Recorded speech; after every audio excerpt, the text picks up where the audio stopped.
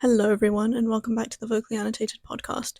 My name's Sarika, and I am very excited about this episode. So, on this podcast, we talk all things nerdy and academic, but with a fun cultural twist. And in this episode, the twist is that it's actually an interview. So, I interviewed my best friend Kirthana. Kirthana and I met in uni, and we've been best friends ever since. So, it was really interesting to be able to interview her in a professional capacity for this podcast and really talk to her about her job as a therapist. We do host a podcast together, and in that, we're very much riffing off each other. So it was really interesting to flip that dynamic and have me interviewing her for once. We cover a lot of things in this episode, from why she became a therapist to what you should look for in your own therapist if you are seeking one. So I hope it'll be interesting and informative for everyone. And of course, all of KIRTHANA'S links will be in the show notes as well. So without further ado, enjoy the episode. Hello. Hi. Is it recording yet? Yeah, it is. So you want to go ahead and introduce yourself? My name is Kirthana, and I'm a therapist in the USA, currently living in Chicago. You want to tell the listeners how we met Kirthana? Do you want the long story or the The short story. ah The fit for public consumption story. we were in a Bollywood dancing group in university. Uh I highly do not recommend joining a Bollywood dancing group, but sometimes you do meet good people. Case in point. I mean, it was like I would say your chances of meeting good people are like less than 5%. So this was really a That's a good miracle. statistic. That's a good statistic. It's based in nothing, just to be perfectly clear. It's based on a lot of like Instagram reels that I'm seeing recently, honestly, where people are just like, don't ever join it. And I'm like, okay. So it wasn't just me who had like the extremely strange experience, but let's not get too much into that. Um, but we became best friends because I decided to make paneer one night for a cycle. Yeah, oh my god. Actually, you know the anniversary of that is really soon. I was just gonna say. So basically what happened is I had gone home, like my hometown. I'd gone to London for the weekend. And then I was coming back to the city we went to uni in, but I was coming back kind of late, and I was like, I can't be bothered to cook because I'm coming back kind of late. So I put in the group chat, hey, does anyone want to in this exact Bollywood dance group? Okay, group chat. I said, does anyone want to get food with me? And then Kirtana was like, wait, I think you said yes, or did you just say you would cook? No, you said you would cook straight off. You just said you would cook me Yes. paneer, and then I was like, come over. I'll make paneer curry. Um, Come have dinner. I stayed. I went for dinner. I got there. I went for dinner, and I didn't leave until just before dinner the next day. And that Yeah, and the only reason I left is because I didn't want to use someone else's bathroom. If you know what I that's mean. accurate. Yeah. I left literally before dinner the next day. Yeah, because you left pretty late in the evening the next day. Yeah, like And dinner we time were, is like 7. I left at like 6:30. yeah, we were up the whole, like pretty much a lot of the night chatting, slept in a single bed. I was just thinking, like, I don't know how we managed that. Could not be I me don't now. know either.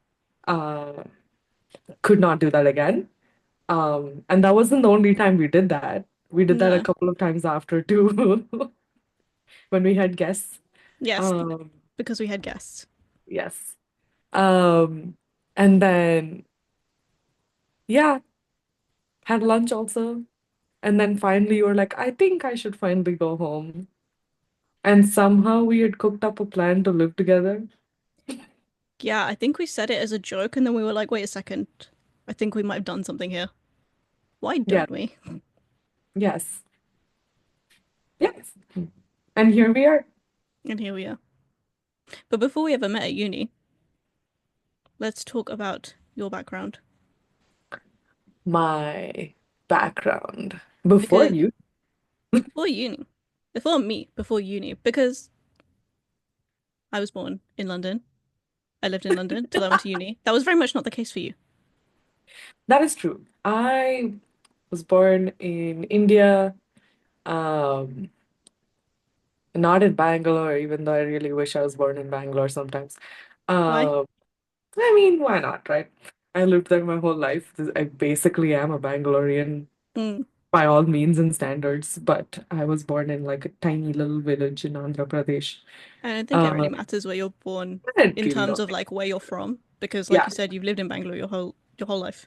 yeah. So like that's pretty much all I know. And like did my school there, did undergrad there, and decided to go to the UK for my master's degree, which is where I met you. But you also did a lot of other cool stuff when you were a kid. The law goes deep.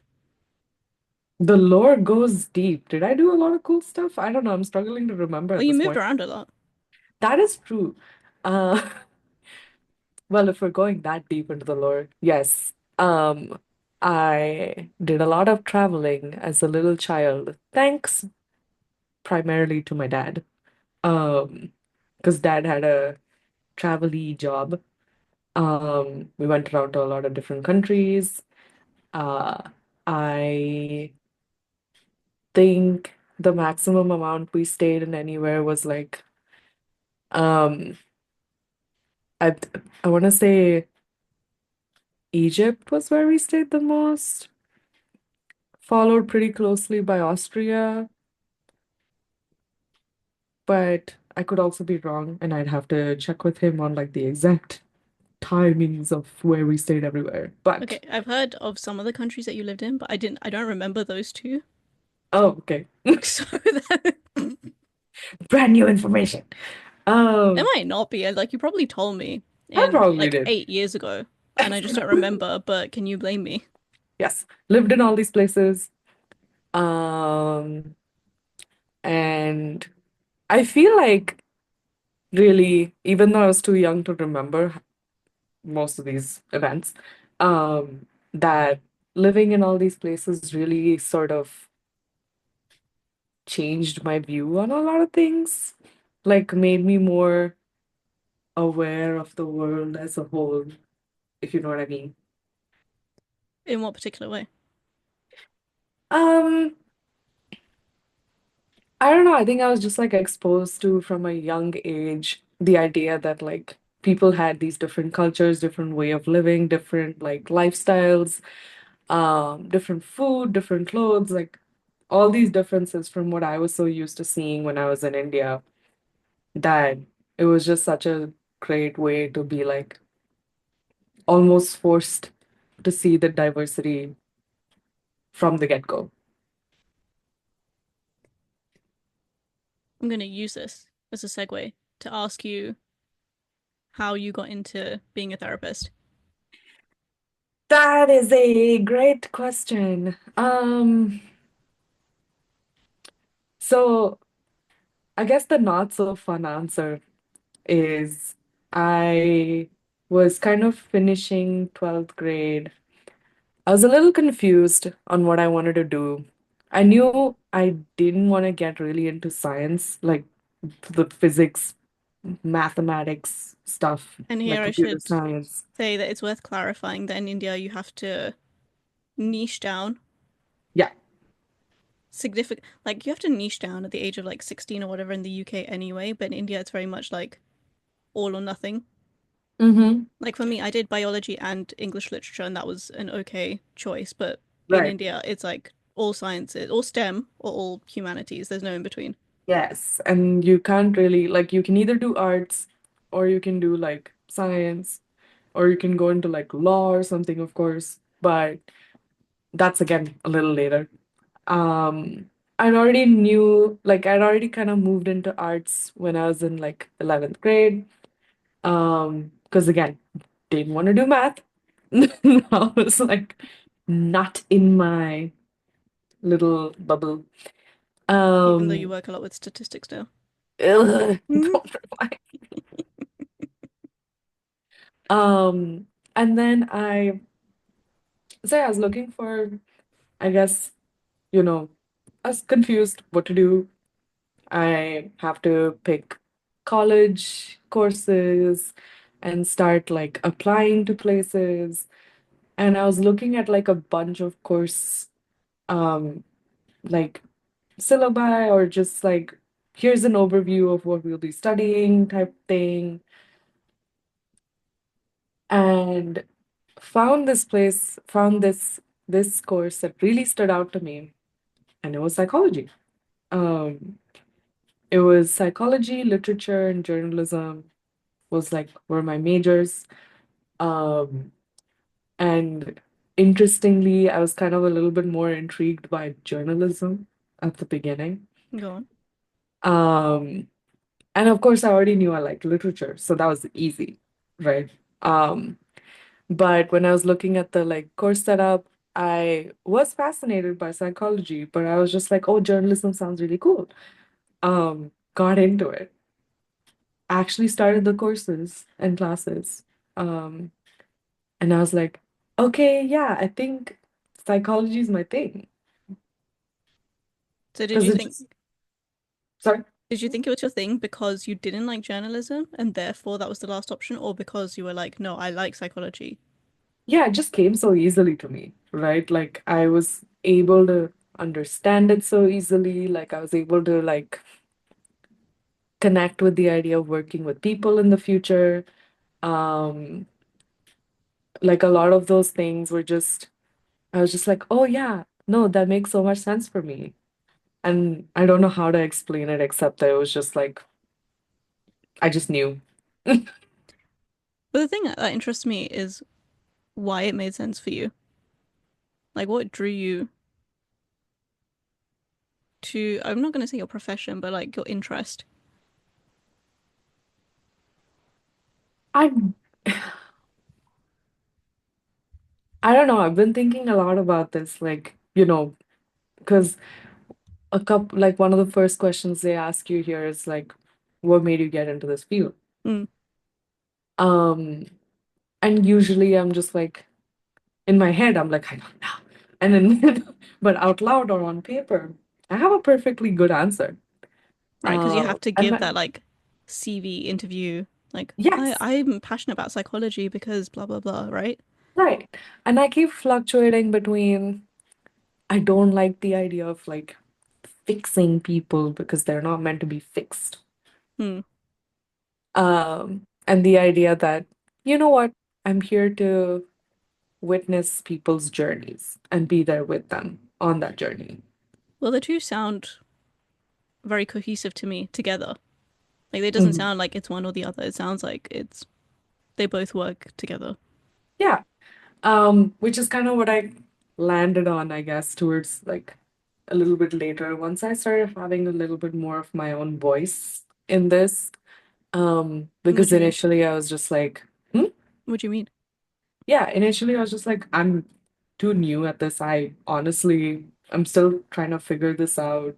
Um, I feel like I'm good at it, but I don't know. Because one thing that's really not, I guess, getting more talked about like right now, but it's still not talked about enough is like the intense imposter syndrome that comes with being a therapist. Um, because like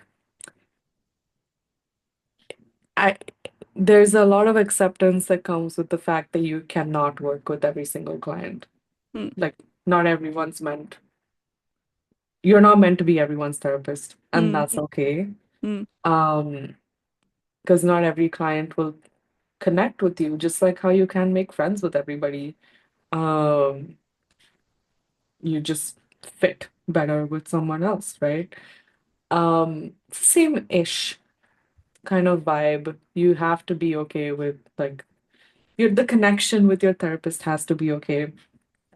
Has to, I think, is the strongest signifier of therapeutic work, right? 60% roughly of your actual growth comes from the relationship itself with your therapist. Um, That's quite a significant amount. And it's been proven in a lot of studies that it's not about like the actual modality you use, but it's about the kind of relationship you have with your therapist and the rapport, and all of these things. Um, so like kind of coming to terms with that is tough. That not every client is gonna like you is tough. Because when you get your first couple of, I guess, rejections, or when they decide they want to work with someone else, whatever it is, like that's very, very, very hard to kind of deal with initially. Um, and then you slowly probably get used to it. It's still always hard, I think, in some way. Um, but you accept it easier. Hmm. Um, but what was I saying? Why did I get on this trajectory? Honestly, I couldn't tell you. Good, I guess. I think we were talking about why you um went into therapy, Yes. and you were like, I couldn't formulate it initially at the beginning because I didn't have enough experience. Yes. Um, and now I feel like I said, I feel like I'm here to, like, it's such a privilege to be able to sit with people and actually like witness their life because you're holding space. I hate using that phrase right now. I feel like it's been ruined thanks to all the memes. Um, What memes? oh, all the Oh like wait, the the wicked memes. wicked ones, weren't they? Yes. Yeah. Um, and like it's- with all the wicked memes, fine, whatever. But it's true. Like I feel like I'm in such a place of privilege to be able to hold space and like be there for clients who are struggling through something or just need someone, to to like sort of walk along their life with them. Hmm. Because that's kind of how I see myself, like as a little like guide through their little forest of their life, We kind of navigate the path together, find the best way to go about it. That's a very wholesome way to put it. But I was surprised that, I mean, you gave such a wholesome answer, and I've heard you like giggle with glee and be like, hee when you get some new puzzle to solve. Even if Hmm. people can't be fixed, the puzzle can be solved. It's ridiculously satisfying sitting there in the session and watching the kind of like pieces fall together, for the client. Like I watch it happen. I watch that eureka moment and I'm just like, I'm like, oh my gosh, this is so thrilling. And that thrill doesn't go away. Like uh even till date, like new clients come in and they have that like aha moment, like, oh, this is why that's happening, or like this is why I feel XYZ. And I'm just like, yes. I guess each time it's like every client is different. So each aha is different. And then on top of that, each Yeah. client will have multiple ahas. Yeah. The And thrill can't go away because there's nothing to get used to in that respect. yes, because like each story is so unique, each person is so unique.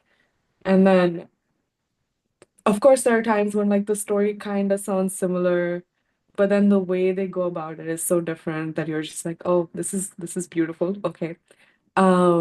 But what's even more, I guess, exciting is like listening to, I guess, their little own nuggets of wisdom that they give me Mm. and that I hold in my own life. Um, like not as a professional, just as a person. Um, like recently, this Hmm. client described the whole process of moving as eternal Christmas. And I think that that's something I'm gonna like keep with me for a long time. Moving is eternal Christmas. Elaborate. So their idea was that you have all these boxes that you move with. You And then have you're labeled constantly these boxes, but you unwrapping open the, them. yeah. Yes. And then it's just like, oh, I forgot this is what I put in these boxes. Mm, And like, mm, oh, I don't know why I got these, or like, oh yes, I definitely needed these. Like, that still that element of surprise. Um, this is what you got in the box. And I'm like, that's such a good way to look at it. And yeah, I'm gonna keep that with me. well, that seems like an optimistic way, especially because you are moving soon. Hmm. So that seems like a good thing to hold on to. Yeah, and like I said, like these, I guess what I'm also trying to say is like these aha moments that these clients have, they don't have to be like huge, Mm, right? They don't have to be like a full 180 of their character or something like that. Give me something really, really small, but is huge for them to even notice. And for this client, this was huge because they're so like negative and pessimistic about everything. mm. So for them to see something as like this positive endless Christmas was like a big moment for them. And I was like, this is fantastic. But yeah, so it's like beautiful to see that growth. I don't know. Yeah. But do you think that enjoying seeing the different perspectives and seeing the growth has to do with or like comes from all the traveling you did? And you were talking about how you saw these like different perspectives when you were growing up and you understood that there isn't just one way to be in this world. Maybe. And that I feel like that probably was one thing, one bit of it, but again, I was too young for it to actually like for me to remember it at this point, but it might have shaped the way I saw things at that time, which of course changes how I see things as an adult. Right, and like there's a Um, reason why the early years in terms are so important in education and stuff, right? Even if you don't remember. Like I barely remember nursery, but nursery's important, yeah, right? yeah, of course. Like I would not know how to speak if I didn't know my ABCs, right? Hmm. Um, so I'm sure that that was significant in terms of like what I learned and how I feel about things and I guess how I see the world now. Um, I wish I somehow could kind of go back and see exactly what the influence was, but I guess I am seeing it in my own way. Hmm. Um, of like with my values and my beliefs and my like thought process. I guess I am seeing the shaping per se. Um, but it's interesting because if you look at it from a very, I guess, strangely psychodynamic perspective, Hmm. um, Freud thought that a lot of what happens when you're, let's say, when my mother was pregnant with me, Hmm. like a lot of what she did when she was pregnant with me influences what happens to me when I'm born and how I develop and all of that. And of course, there is actual scientific research to prove some of that. Like, it is important. Like, there's so many studies to showcase that, like Mozart during your pregnancy time, like actually helps intelligent whatever crap, right? But I like the fun little theory, or I like to think about the fact that my mom used to read a lot of psychology books when she was pregnant with me. Which I like as my little personal lore, I guess.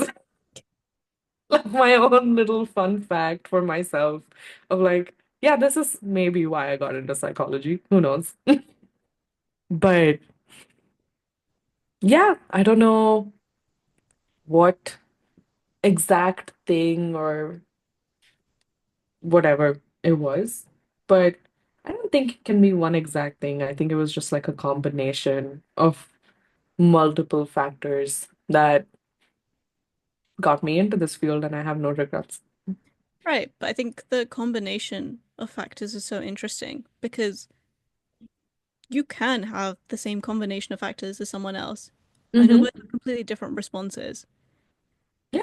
But more often, like, that's such a slim chance of that happening. The likelihood is you're going to have the different combinations, and again, like how you respond to that. Yeah.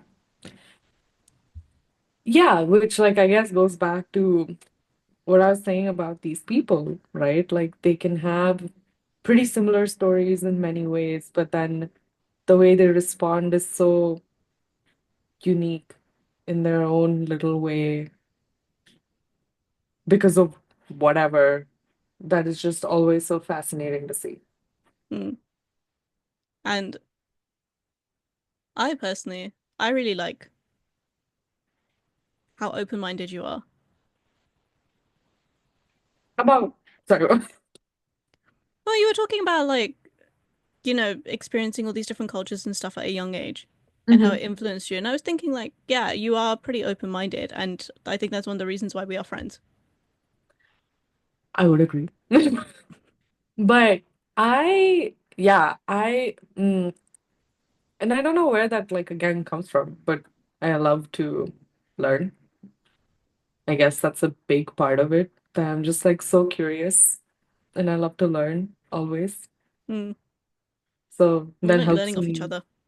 Yeah, so that helps me stay like all ears Hmm. to anything. So, can we talk about your early career? Hmm. Basically, how you got from you left uni Yes. where we met, and how did you get to where you are now? Just fill in the Oh dear blanks. God. Okay. Big stretchies. Um, let's see. Okay, so as soon as I went back from the UK back to India, um, I was trying to find jobs and also do like a couple of, was I trying to do like, no, I wasn't. Never mind. I was trying to find jobs. And then I got pretty lucky, I would say, because like within 2 weeks or so of me being back, I found a job.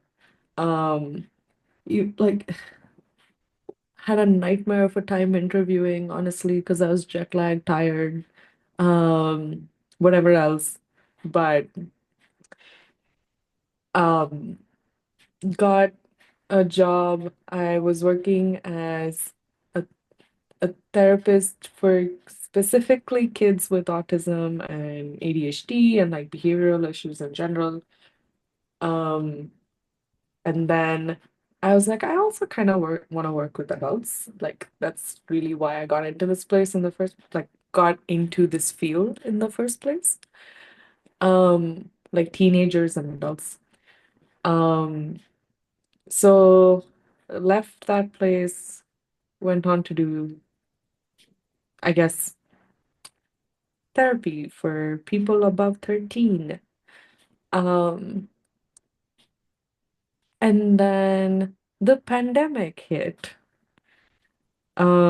which was a very, very, very hard time to be a therapist.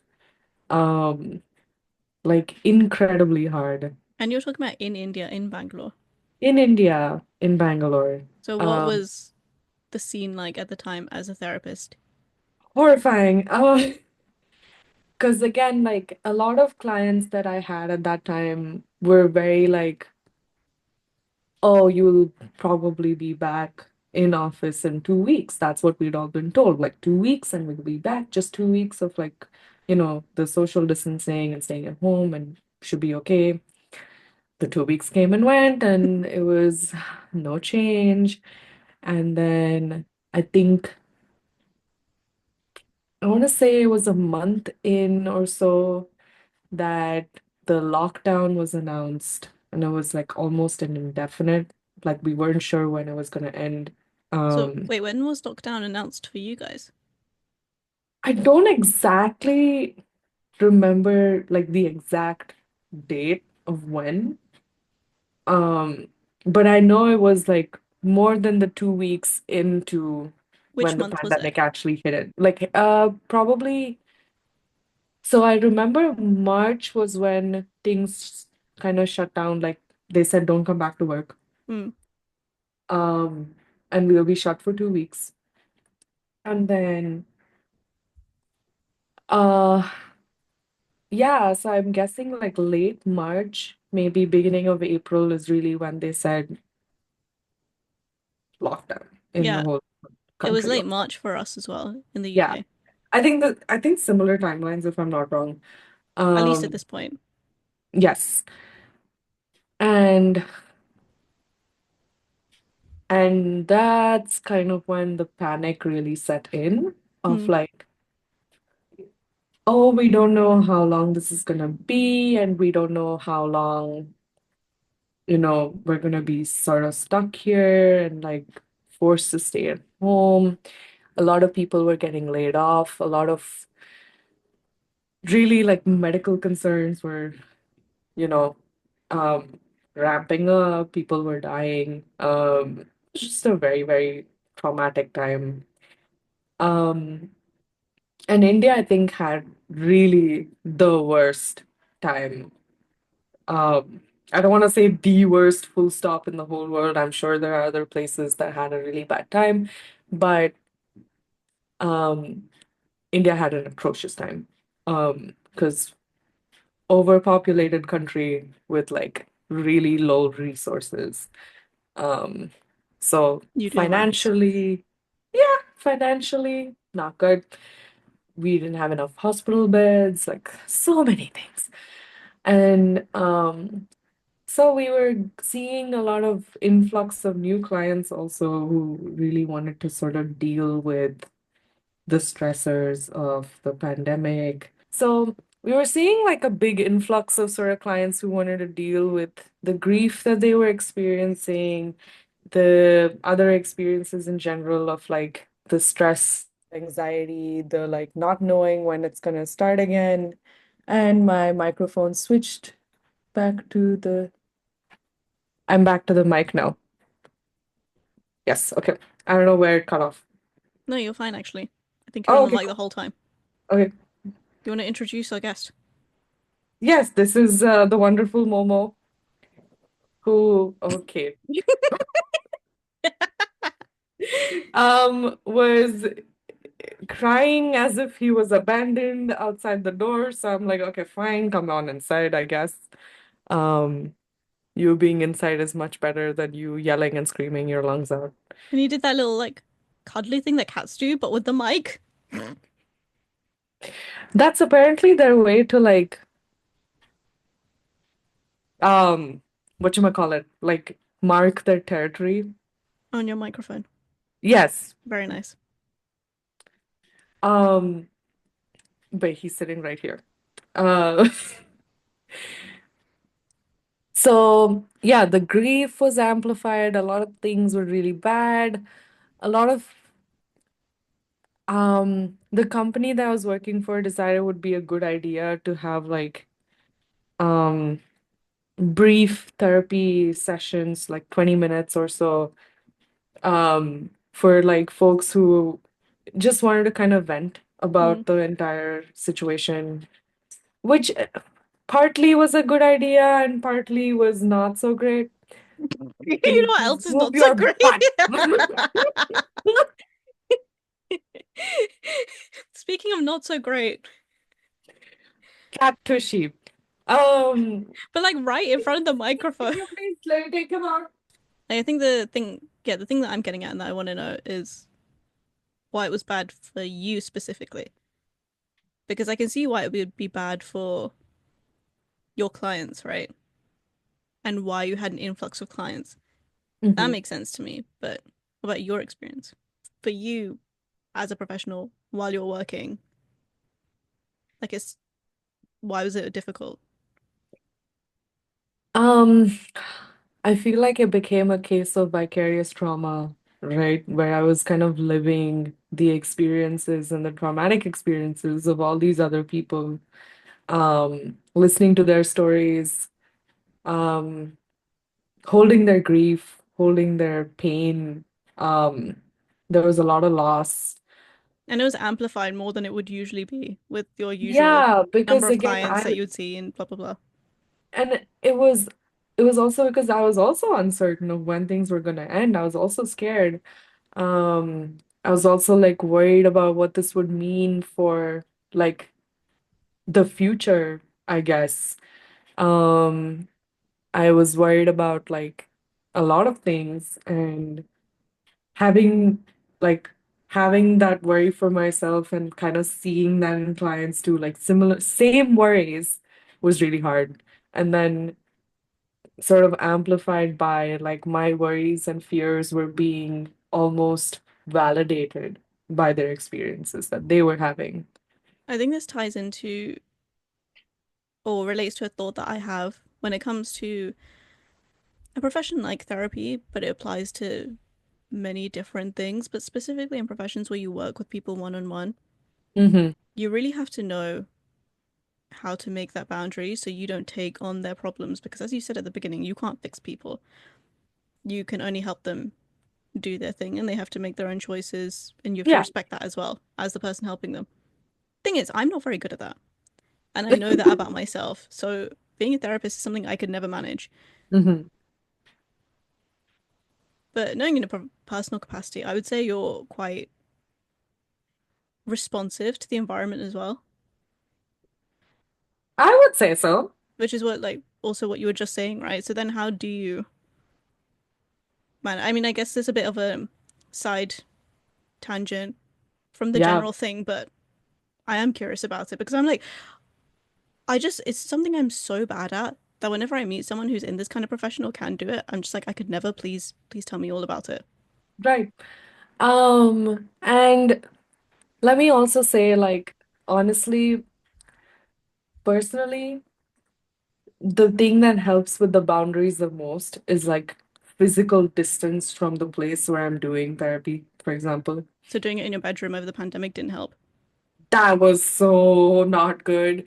Because like I had like a tiny little corner of my bedroom where, clients couldn't really see the rest of my room. I had my room decorated like with all like my favorite posters, and it screamed me. Yeah, you had Um, your gallery wall. yeah, Effectively is what it was, right? And then your lights and all yeah, it was everything about your like room was feathers just and just it was it was like like it was very curated to me. perfection for you. Yeah. It's very And like expressive. while I didn't mind, I guess, showing that side of myself to my clients, because again, a lot of my clients knew a lot about me, right? Like knew that I was a Marvel fan, for example, or whatever else.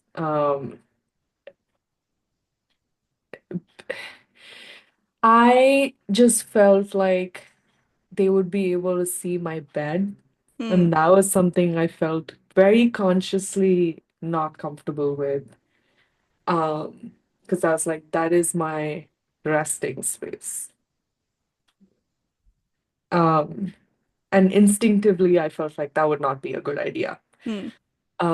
So I made like a tiny little corner where they couldn't really see much. It was a little bit more clinical. Not too great, but I did the best I could with the limited resources.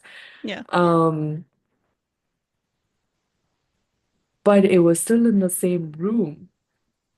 And I spent most of my time in that room because we were all working. So all of us had like our own little rooms that we were working in. Hmm. Um, and of course, added to the fact that confidentiality reasons, I cannot be working anywhere else except a room that's closed off from other people's spaces and whatever. Yeah, true. Um, so I was doing like the thing in the room, and then I would take little breaks where I'd get out of my room, come back, sessions, go eat dinner, spend some time downstairs or whatever. Come back and I'm sleeping in the bedroom again, in the same room that I Hmm. have done sessions all day. And so it felt almost like the trauma and the grief and everything was contained within that room. And I was just coming back to sleep there. And it was a Um, room that like used to be your safe space. Yes, It's very much exactly. like your room is your it, not even in terms of what it means to you or what it is. I'm just talking purely in the way it's decorated and all that. Like we were talking about it earlier. You walk in, you can immediately tell, oh, this is KIRTHANA'S sanctuary. It's decorated like that. Yes. And that's what it felt like before, right? Because I walk in and I'm just like, ah, okay, this is a place where I can chill and like read my books or lie down and sleep. Whatever. Like this Like this was is a my room where you're at peace. place. Yes. Yeah. And then suddenly it wasn't that anymore. And like literally the minute I was done with a session and I didn't have anything after, I would run out of my room, Mm. and spend all my free time outside of my bedroom. And I could see that happening. And that's really when like I was like, okay, and I don't think I can do this anymore right now. Um, and I was like, okay, I maybe I need a break from just doing therapy. Um, and that's when I went into teaching for a bit, for like a year-ish. Um, it You was were really studying nice. first, I was studying first to become a teacher, yes. Um, it and was really then nice yeah. to go back into the sort of education space at the time. I really liked connecting with that side of me again. I really liked doing just anything but therapy, honestly. Um, What do you mean? and like I was just like, I need a Oh, break at that from time. yes, at that Okay. time. I was I was gonna just like, I say just need I was not gonna now. To clarify, not now. But at the time I was like, I just need to step away from that part of me. I'm not sure if you heard that. Um, Oh, the background noise? No. yeah. Oh, good. Uh, I was just like, I need to step away from that part of me for a minute. Um, you know, sort of like revive my purpose, I guess. Mm. Um, so I went to teaching and I really liked it. I really connected with the students that I worked with. Um, they still talk to me, which I'm like, And you're teaching and psychology. yes, I was teaching psychology. And it was a pretty similar drive, right? Like where I wanted to like connect with people and help Mm. them understand something that otherwise might be like explained in a very difficult way or very like inaccessible way. And I was just like, I just want to make this fun. I want to make this easy to understand, easy to digest, and actually relatable. So it's not just like a thing you have to study for textbook purposes, but it's a thing that you can use in your life because guess what? Psychology is a part of you. Mm. I feel like that was, breaking the things down and making them digestible seems to be a bit of a running theme for that time period because that's also when we started our podcast. Yes. It was actually, I don't know if you remember, but it was when we started our little like Instagram page where Yeah. we were doing the like posts about different educational topics that we had interest in. Like educational Instagram pages were really popping Yes, off in like 2020. yes. So we were like, hey, we want to do this too. This looks fun. Yeah, and we were like, we wanted to do like the gentle teaching, like, Mm. not the very harsh, not the very like cancel culture-y, but we were just like, let's call in instead of call out. Hmm. Um, Oh my and God. it, Oh yeah, it was called Unlearning with You. I just remembered. so yeah, we had started our little Instagram channel is not the word, Page. account, Profile. page, Yeah. I want something. Um, and then I think a little bit later is when we were like, you know what? Podcast sounds fun. Um, but between that and now, I have also like I left my teaching job, came to the Yes. US, and went back to school. Ugh. Um, I cry. Because I don't know if you've been keeping count, but this is my third master's degree.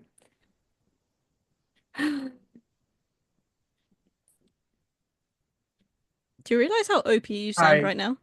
Sorry? Do you realize how OP you sound right now? I wish I felt it. I think Like you my sound current, so OP and then you're there like, "Ugh." yeah, because like my current master's degree is just honestly making me lose more brain cells than I can afford at this point. Also, to clarify, the brain cells thing is also just because I'm exhausted. Like I'm severely burnt out. Um, Mood. doing doing a degree at the same time as actually practicing would Mm, not recommend. yeah. Trying to do both is absolute nuts. So this part is usually the hardest part of being a therapist in the US, where you're doing your last semester not last year and internship at the same time. But again, that's not the case for all schools. Some schools tend to do that. And again, I would honestly recommend doing it that way, even though it's tiring.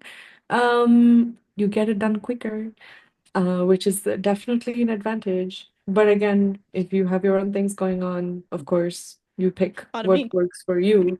Not you, but like No, I people. burped. Oh, sorry. And I was like, it just came out of nowhere. And I was like, I don't know if that's audible or not, so I'm just gonna. It wasn't not. I didn't hear it. Again, that's what worked for me. What works for you will be completely different. Like I feel each like that's just person the has their standard own. disclaimer. Yeah, of course. So, but I'm almost done. I can almost taste the end. And then you can start taking clients. Yes. Yeah. I mean, I am already in an internship where I'm working with people, of course, but um yeah, I'll like have my own clients once I'm done, which will be exciting. Speaking of future clients, like I know with Mm-hmm. previous clients in India, from what you've told me, you tend to take quite, I don't know how to phrase it, but like a pop culture approach where you bring in a lot of references. And the thing is, for me, that's so believable because that's just a thing that you do in speech anyway. So it's just that. But tell me more how, I want to hear more how you integrate those into practice Oh, and what it means to you as well. Like, not just yeah. here's how I do the thing, but also why do you do it? Why do it that way? Yes, I think, okay, so let me start with the why I do it because I think that leads into the rest of the answer. Um, so again, I feel like I'm a person that really likes to make things accessible, um, that really believes that the power of it and the autonomy of therapy is really taken away from clients when we make it too like mumbo jumbo therapy speak, like Mm, psychobabble. And throw out a bunch of words that they don't understand. And again, some clients really like knowing the science behind it, and I'm not opposed to explaining it to them that way if they like it. But most clients don't and don't get it. So if I find like there is a movie or a song or a TV show character maybe that they relate to, or they really like, I tend to use that as like a way to be like, okay. And I saw this meme the other day that was like, you know what? That's me. Um, that was like a therapist saying like, so are you, the meme was like saying to the client, the therapist was like, so are you saying that you're not allowed to like, you know, do things alone or something like that? And the client was like, no, I have to be stronger than that. And then the therapist was like, so are you saying that Aragorn from Lord of the Rings was not strong, like was weak? just because he had so many friends, like, and he had to do things with his friends. Are you saying he was weak? And the client's like, no, oh my God, okay. And I'm like, yes, that's me. Okay. Um, and I feel like I use a lot of those kinds of references to be like, to either get them to see things in a different way or maybe even like relate to something. Sometimes I'm like, you know what, go watch this movie. I feel like you'll really like it. And come back and let's discuss it. Um, I made a client I recommended Frozen, I think, to a client who was having like a lot of identity crisis related stuff. And he came back being like, okay, I really love that It movie. was Frozen 2, wasn't it? It was Frozen too. Yeah, remember at the time you talking about how much you loved that film. Yeah, it was Frozen too. And he came back like in full rave of like, oh my God, I'm Elsa. I'm like, okay, good. Let's talk about why you're Elsa. And like there were so many clients like that. Like this one random client I had, I still remember this to date because I was so confused by it. He said his favorite series was Harry Potter. And I was like, oh, which character do you relate to the most? And he said Cho Chang. And I'm like, That caught me off guard. yeah. I'm like, wait, hold. Of all I'm people, sorry, what? why? Can you tell That was us? my same question. Like, why? Why Cho Chang of all clients, like of all Can you tell me people? his response, or is that too protected by confidentiality? I mean, no, because again, confidentiality is like I can't tell you any of his personal story, right? But this one, he re re related to Cho Chang because he was a side character in his own story. And I'm Oh, like, that's really sad. that's Why Cho sad. Chang of all the side characters? There are so many other side characters who get more screen time, like Yeah, even in the books. yeah, And of all people, he chose Cho Chang. That's so sad. I know, right? And I was like, dude, let's get you to being one of the main characters, please. Or at least like one of the Weasley brothers or something, you know what I mean? No, like, definitely not Cho Chang. That was really fascinating to me. So there are like, like so much insight came from him recognizing that his sort of like the character that he relates to was Cho Chang. Um, It's just so bizarre, and yet now that I've heard the reasoning, it's just so sad. yeah, and like there are so many moments like that that have happened with clients or like where I've in session showed them like a clip of something and then they're like, oh, that's me. And I'm like, yes, I know. That's why I showed you this clip. But it's always really like kind of funny and kind of like, oh, cute when I see those moments. I'm like, okay. Like, and when they say that they related to the character that I thought they would relate to, um, that makes me feel like, okay, I do understand them, how much I think I do, you know? Um, and of course, like, I don't know, it comes back to like whatever works, Hmm. whatever works for you. If you relate, like if the movie sort of references work for you, great. If you need to dance, great. Let's do that. If you need to do some art, let's do that. Like whatever works for you. So then,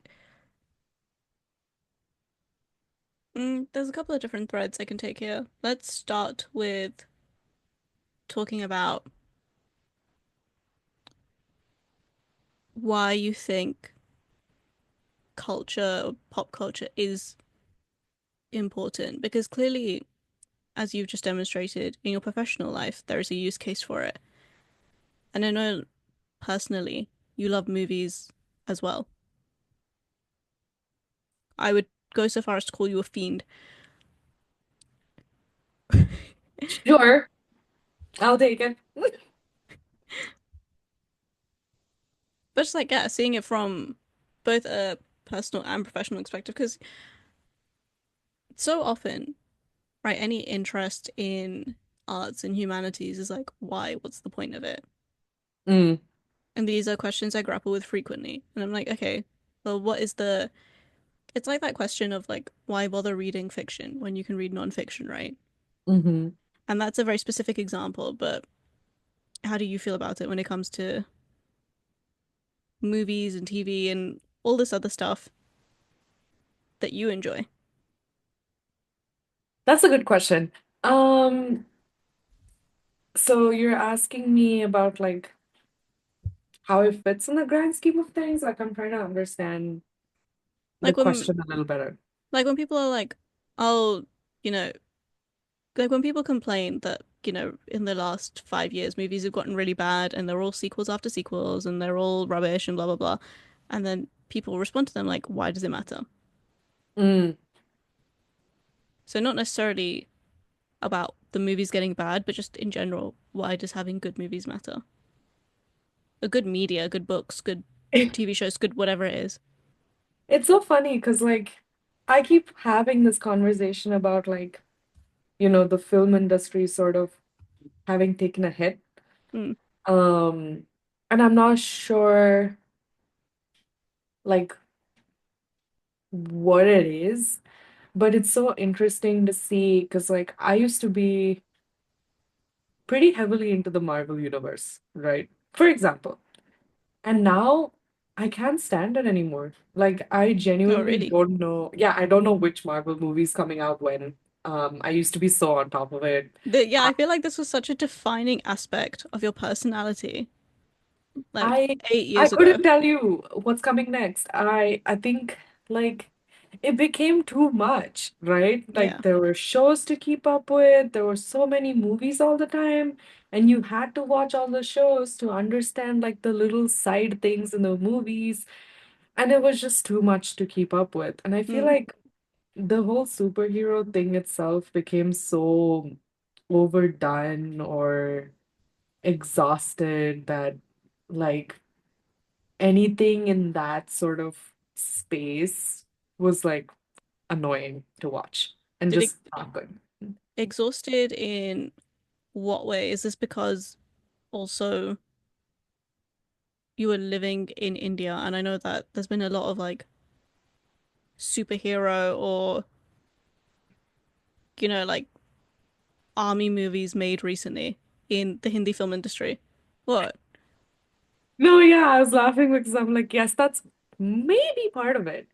But I think it's also because, like, if you look in the last 5 years, right, alone, Hmm. not even before that, there have been an intense number of Marvel shows, Marvel movies that have come out, um, all of which I feel like have deteriorated in quality in some way or form.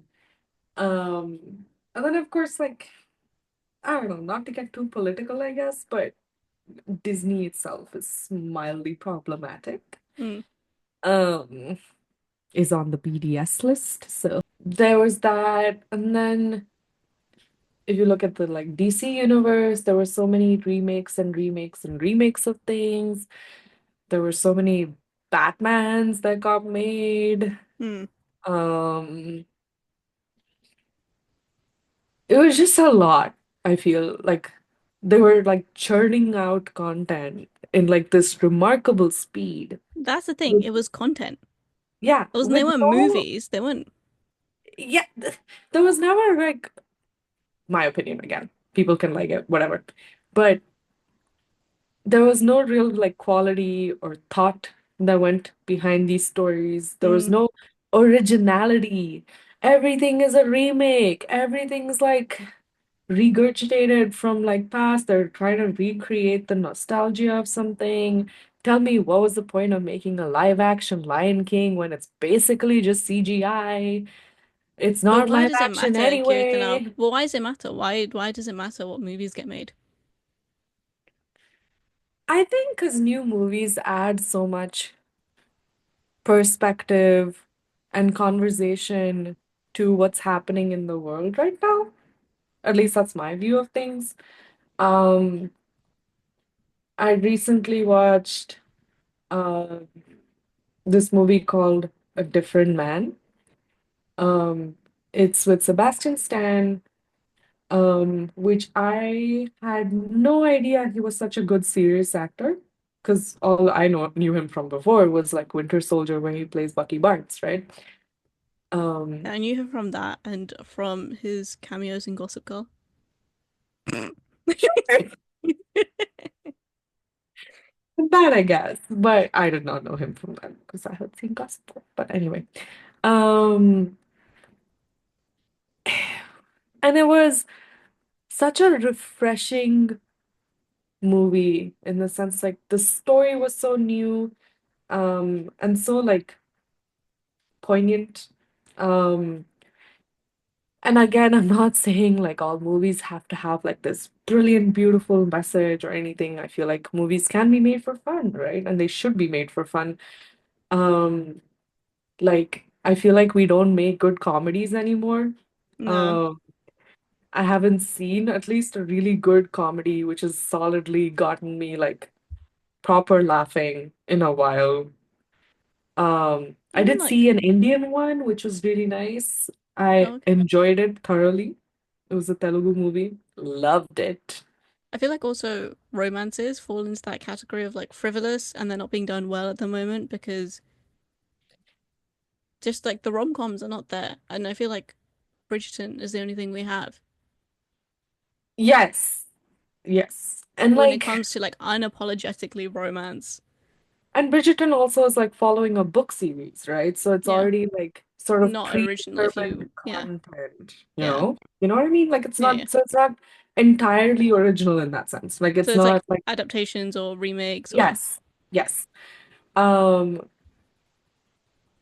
and like, I don't know, like there's a certain obvious niceness to having like a romance trope, right? Because you're like, yeah, I know how this movie is going to turn out. And that's exactly why I'm watching it, because I know it's how it's going to turn out. So it's safe viewing, you hmm. know? But yeah, I guess like to go back to your thing of why is it important? Um, I feel like art in general has given such a way for people to like express and cope with tough times and like difficult situations. Um, I know like when, again, going back to the pandemic, in the deep midst of the pandemic, we were all relying on TV shows, movies. We were all learning um, new skills like stitching or playing a musical instrument or cooking, baking. Lots of people had gotten into baking. Hmm. So many people were learning how to make bread all of a sudden. And that's art. Like, I don't know how to tell you. Like, we all went back to art. When the world stands still, we all go back to art. And I think having good, like, well-made art is so important to just how we function in our lives. Like, I, mm, yes, I'm not I sure if I have more thoughts at the moment. I think you're saying when the world stands still, we all go back to art was a really, really great way to put it. And I think that's ultimately what it comes back to. And Like, look at the Super Bowl halftime show. I don't know if you've seen it, but um that was art. That was Kendrick Lamar taking his music and also making a political statement out of it. And that was art. Like he literally said so many things in that like what, 15 minutes? Same thing with Beyonce's halftime show that she did for Christmas. And those are all art. Um look at what like a lot of new singers are doing. And I feel like music, interestingly, has had a bit of a revival moment. I think it's starting to like everyone was talking about 2024 as the year of pop coming back, Yeah, and and it's it very much has. like recession pop vibes, right? Yes. And like it's so beautiful to see so many like women pop stars who are suddenly like shooting up and like sort of owning that space where Mm. like pop has become almost entirely female driven. It's beautiful to see. Um, and they all sort of have their like unique voices and unique niches and spaces. Um, and they all have something to say, right? Like whether it's fun, cute, or no, serious, like this is me accepting my identity type song. They're all lovely in their own way. Yeah.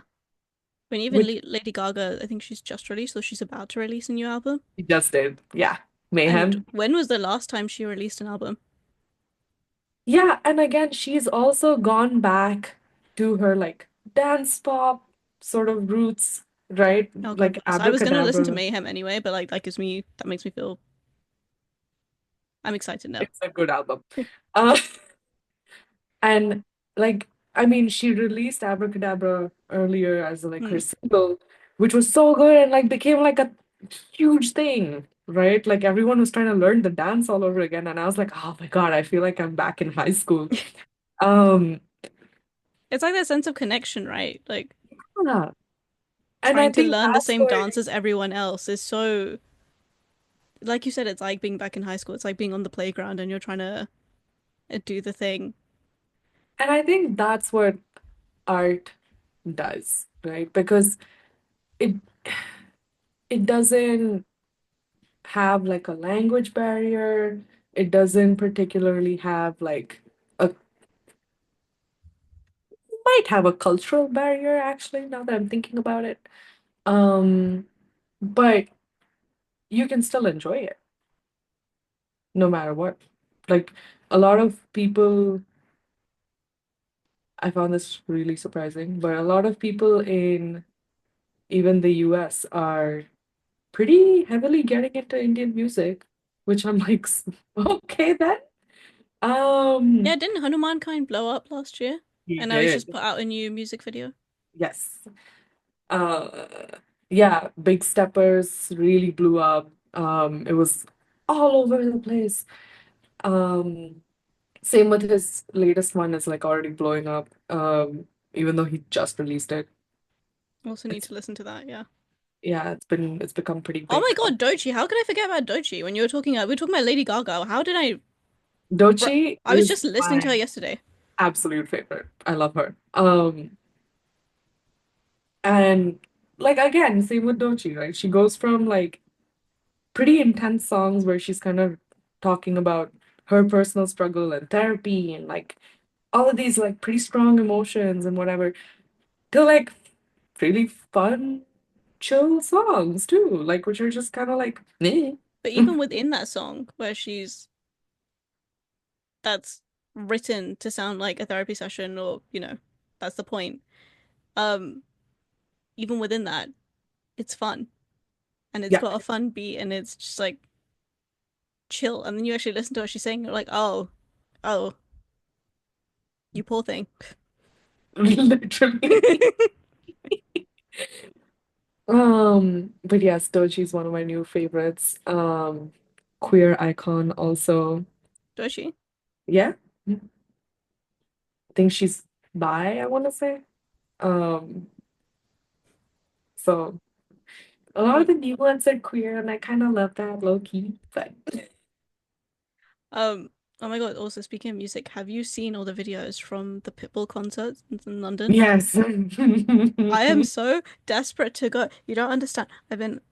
Oh, I'm trying to convince my partner to go in June. I'm like, again, community, right? my God, a community of everyone in bald caps and suits. What Get me you in that too. Get me what unites people? bald Music caps. and art. Sure, yeah, but art.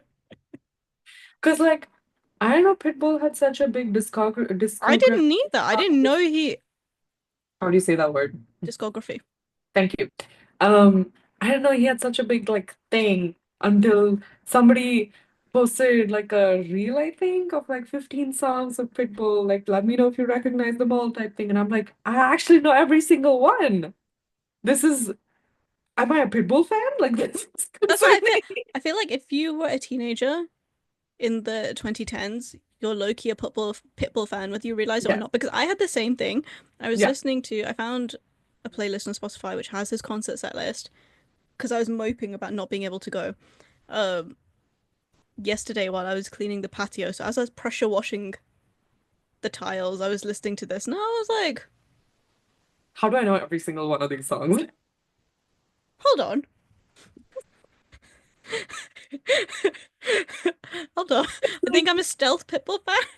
yeah, it's Who like knew? Because that's the thing. slightly troubling, you know? Like, Like when because I didn't even know the concert was happening. I would not have thought to look if even if I knew it was happening, I wouldn't have cared. And then as soon as I see the videos, I start hearing the songs and realizing like, oh shit, all of these songs. I know all of these songs. They're all vibes. Then I got sad that I missed out. they're also fun and like the videos look like they're having honestly a blast. Also, he looks like he's having a blast. Someone described him as a He golden seems like such a retriever. great guy. Someone described him as a golden retriever, and like after every song, he's just there smiling at the crowd, like, guys, did you like what I did? And I was just like, you're so cute. Oh my God. Right. I'm like, he's giving dad energy and I kind of like love it. Um, but whatever. Um, insane tangent. We're now apparently fangirling over Pitbull. That's Um, what I mean. Who would have thought we'd be fangirling over Pitbull?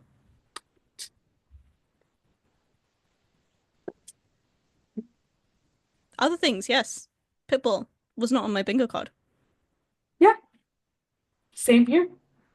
Um, but I think it just goes to show you how much like art connects people and how much of an influence it has on you, whether you like it or not. Like it's Yeah. such a it's passive almost, Hmm. right? But it has such a big impact. Um, like this might be a mild spoiler, I don't know. Or maybe not. But there's this movie called The Conclave, which you should watch if you haven't. Is it And horror? it's no, Okay, cool. it's about like the Vatican, the Wait, priest. sorry, I forgot who I was talking to. It's not going to be horror. Yeah. I actually did recently watch two horror movies. Um, just watched one yesterday. So Was one of them Substance? no. Oh, Um, I don't want to watch that, but that sounded we can mildly talk about that interesting, later. but I'm still not going to watch it. Anyway, the Vatican. The yes, so the conclave is like, set in the Vatican and it's like about these um they're not priests, what are they called? Like the I think they are priests. sure, the people I there. was going to say the popes, but they're not. There's a They're not singular all pope. popes. There's a singular pope. There, I was going to say like the mini popes, The but they're not cardinal. mini popes. The The cardinal. cardinals, yes. That's the word. Um, dear God. Okay. Um, and it's like it's a pretty interesting story, right? I don't want to say what it is, because I want you to watch it. Okay. Um, and I want people to watch it, whoever's listening, watching, I don't know. But as a result of the conclave and the issues that they sort of discuss in the movie, um, the actual Vatican actually toned down some of their policies and their talk points and sort of softened their view on a couple of things. Again, I don't want to say what because it's a Okay. big spoiler, but they did. And so, real world impact of art. Beautiful example, beautifully presented. Thank you. Um, I'm currently reading this book on World War II spies, and Oh, it's really good. Um, oh, I by keep wanting to ask you about that book because you sent me like the picture, and I'm like, that sounds so interesting. The podcast episode I sent you. I sent you a Oh, podcast. yes, yes, Yes, yes, yes, yes, yes. yes. It's the book from that. Um, Okay, I saved that episode. I need to still listen to it, but I saved it. she mentions that one of the people, like one of the spies essentially, she needed to get access to some documents in the Vatican. And the guy was like, no, you need a cardinal to approve it, and the cardinal's not going to meet with you, and was being kind of snotty about it.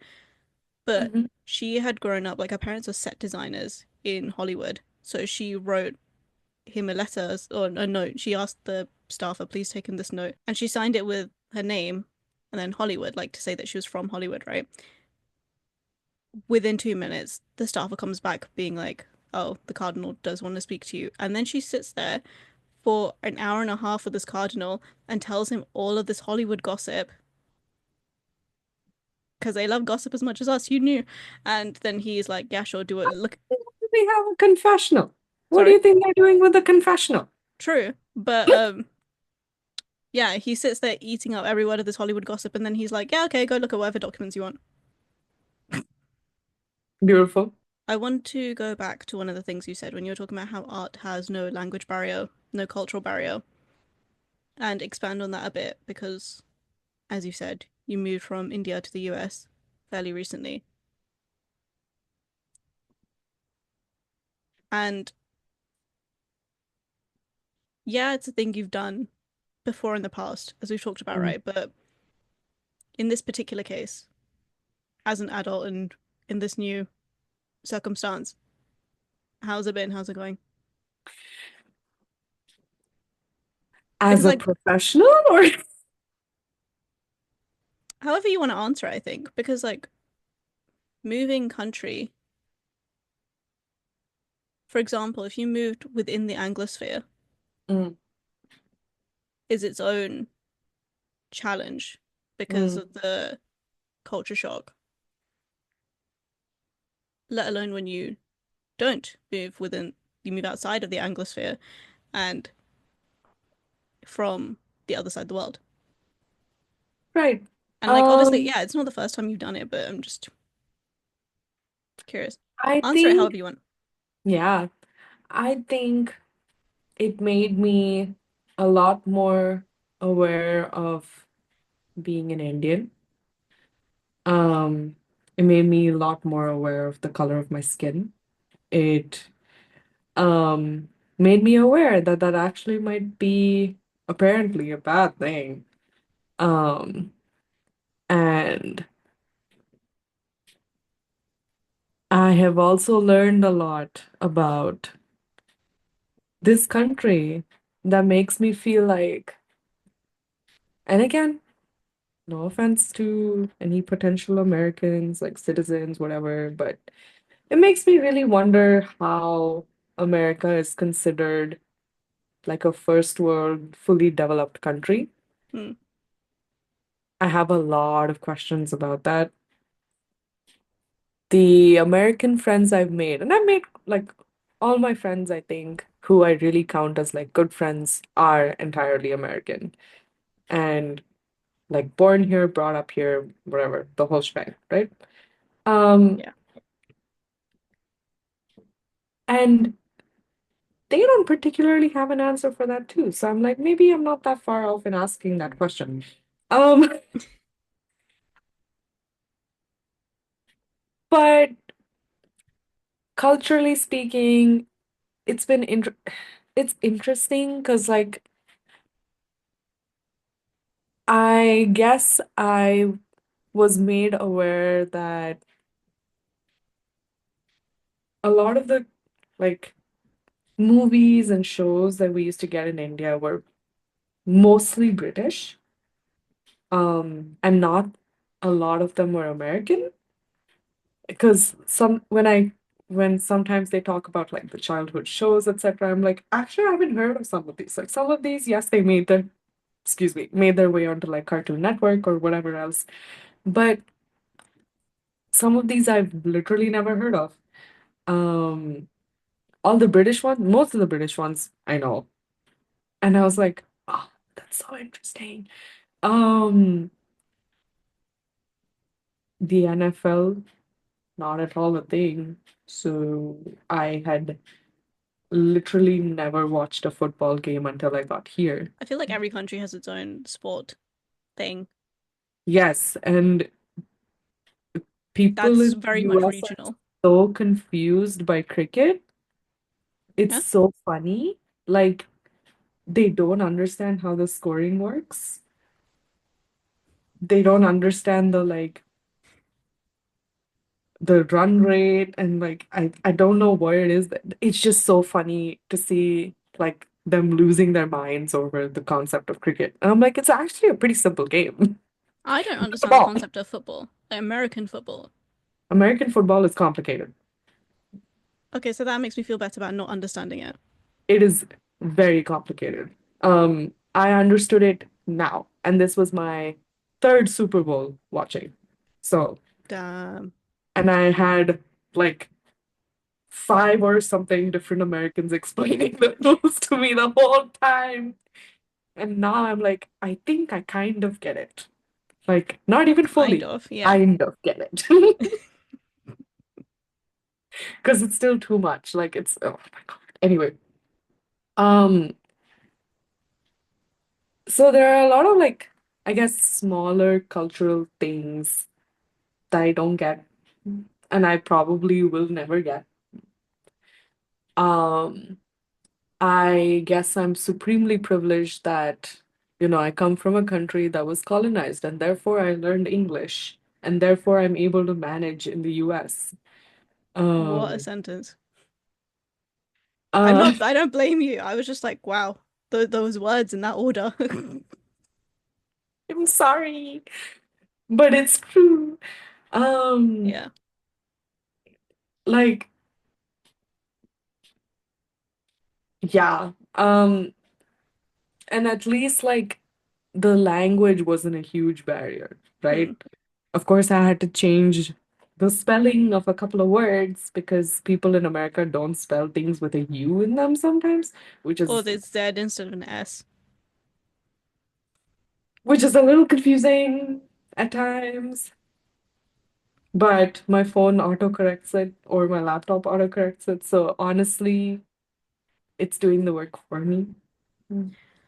When I remember when I was studying in Canada, I was like, I'm just gonna keep using the British spellings because I still do. fuck it, And why then not? And then they got corrected by my professors in my essays, and I was like, this is a perfectly valid spelling. It might not be the spelling in this country, but it's still a valid spelling. dude, I still use the British spelling and then my laptop corrects and I'm like, yes, thank you, that one. But um yeah, like th Can I ask another mm, question? yeah. So then, based on your own experience, like most recently as an Indian immigrant living in the US, and before that you lived in the UK and you lived in all these other places, but how does like we've talked before about why it's important to have find a therapist when it comes to people actually doing therapy. It's important to find a therapist who has a similar cultural background to you. Mhm. And so like this has been your experience of being an immigrant and this is kind of the cultural background you're operating within. So why does that make it more important for you to find a therapist who has a similar background to you? Why is this a thing? Um, so when I got here and I started college, I wanted to restart therapy. Um, I had a therapist still who was like back in India for a while, and then that didn't continue to work out because of like time zone issues, and it was just like too much to sort of figure out every single time. So I was just like, you know what, let's call it. Um, Try to find a therapist here. And at the time in school, we were having a lot of these conversations about like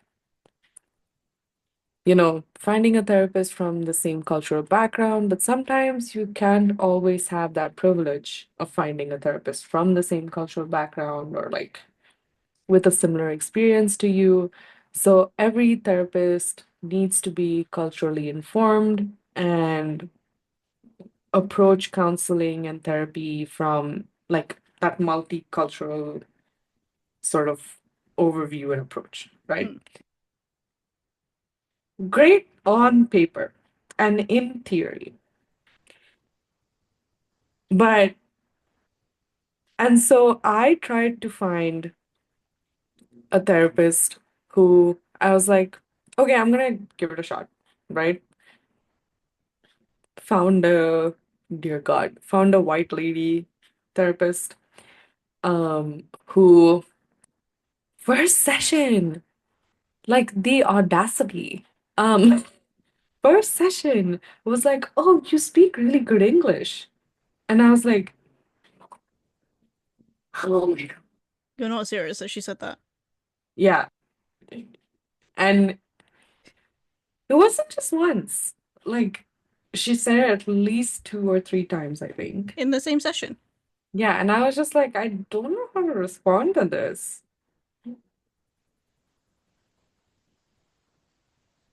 Because I'm like, I'm, mm, okay. Mm, but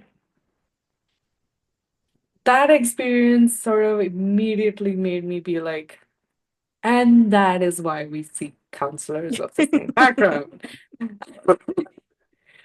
Because I'm like, while I guess she might have been good, perhaps, though I have my doubts on that too. Um, Either way, she wasn't good for you.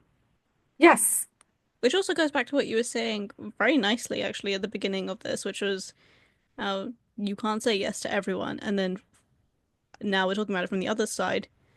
You can't, you're not going to like every therapist you meet no. as the, not the consumer, the client. And disclaimer, of course, because I've been sort of dealing with this a lot recently, but you might meet client therapists that are absolutely horrible. Um, and I promise you that that's not all of us. Like, I promise. I have so many lovely classmates who I am very confident will make wonderful therapists. I feel like that's a really nice point to end on, but I want to keep talking. But we should probably wrap it up there. All right. Well, thank you very much. Do you have anything you want to plug? I know people Do I typically want to? ask people in interviews. I will be starting a Substack soon. Brain cells permitting. Um, and energy permitting. Um, so if you're interested to hear more of my thoughts on media, because that's what I will be writing about, please find me there. And that'll be linked below. And so if Uh, people want to take sessions with you mhm. as well, how can they do that? Um, There'll so be a you, link below. yes, you can reach out to me through the company I work for, um, and like set up a call and we'll chat more because of course you have to feel like I'm suited for you at the end of the day. So we can chat more and see if you're okay with how things are going, and we can set up further meetings from there.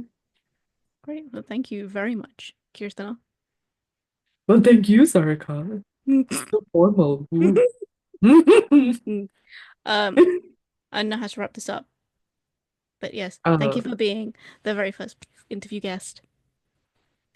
I'm always happy to do these conversations with you because I feel like we have such a good time talking about extremely random things. Uh, Unexpected pitbull tangent Speaking is of, good evidence. yes, speaking of tangents, our joint podcast. Yes. Oh my God. How did I forget? I don't know which side um like the recording is going to be on, but whatever. We have a joint podcast and we Here. barely talked about it. To me, you're here, but Okay, that works. it might flip once the Oh, video comes out. So I'm just like here. We have a yeah. joint podcast. We barely mentioned it. We'd mentioned it a little bit, but we have, We have it. and It that is exists very full of tangents. a lot. Too Um, many. you want to tell the lovely listeners a bit about our podcast? Our podcast is called OMG Spill, where we chat about literally anything. Yeah. Um, Everything and anything under the sun, most likely related to some form of media. Um, and we have deep dives and analysis based on those media. So all these things will be linked below. Find us there. Me? Give us a listen, and thanks for doing this. Me? Or Yes, you. okay.